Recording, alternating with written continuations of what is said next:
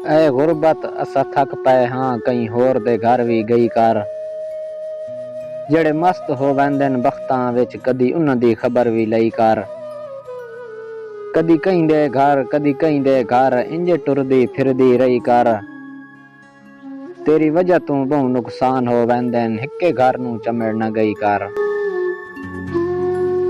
कदी मिले आ शक्ल इंसान च गुरबत घरों धिक्कियां नाल कढाऊं आ। तुंजी गुरबत गुरबत हाय गुरबत जा जा बदनाम कराऊं हा। ते वत वाड़ जमीन च अध तोड़ी उत्तों पत्थरां नाल मराऊं हा। कख चुन के शाकर नफरत दे उत्तों तीलियां नाल सड़ाऊं हा।